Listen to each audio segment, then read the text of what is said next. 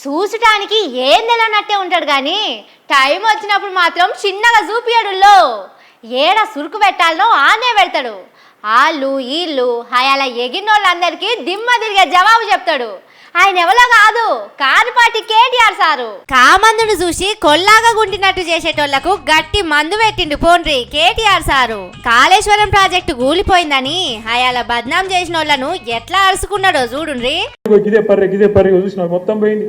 1,00,000 కోట్లు ఇళ్ళకెళ్ళి పర్రెలకెళ్ళి తొరలకెళ్ళి కిందికి వీక్నే మొత్తం జనాన్ని ఆగం చేసి కాళేశ్వరం అంటేనే అవినీతి, ఇది అది డామ్ డూమ్ అని చెప్పి మొత్తానికి ఓట్లు దొబ్బినాం.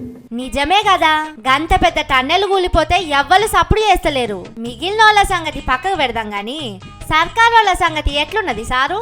కడియం శ్రీహరి ఇలా పెద్ద పెద్ద మాటలు మాట్లాడతాడు. శకునం చెప్పే బల్లి కుడితిలో పడ్డదని ఏదో పెద్ద పెద్ద నీతివంతమైన మాటలు. ఆయన ఒక్కడే మేధావి, ప్రపంచంలో లేడీ ఎవరికి తెలియలేదు, ఈయనకే ఉన్నది అన్నట్టు పోజులు కొడతాడు. కానీ నీతివంతమైన డైలాగులు కొట్టే పెద్ద మనిషి ఏమన్నా ఇచ్చేస్తుంటే రాజీనామా చేసి ఎలక్షన్ రాద్దామంటే చూసుకుందాం.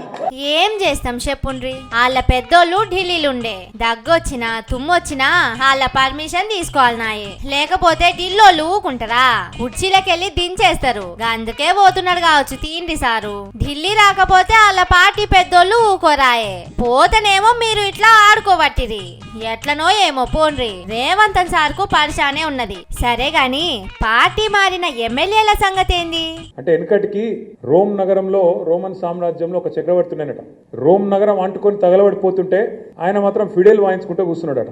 రేవంత్ రెడ్డి గారి కథ కూడా గట్లే ఉన్నది. అక్కడ సొరంగంలో ఇరుక్కొని పోయి ఉన్నారు. ఇది ఏది సోయి లేదు ఆయన మాత్రం ఆయన పాటికి ఆయన ఇవాళ చక్కర్లు కొడుతూ గాలి మోటార్లు తిరుగుతూ గాలి మాటలు చెప్తూ మళ్ళీ ఢిల్లీకి పోయినట 36వ సారి. ఇప్పుడే నాకు అర్జెంట్ పని ఉన్నదని ఢిల్లీకి పోయినట. 35 సార్లు పోయి పీకింది, 36వ సారి పోయి పీకేది. నాకు ఇలా పడు గమ్మతున్నారు మీరు. అట్లుంటదా లెక్క? మీరు రాజీనామా చేయమంటే చేస్తారా?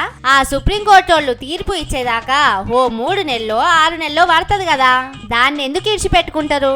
అసలే షానొద్దులకు గెలిచిండు. అయినయి కానీ అన్ని చదువుకోవాలి కదా.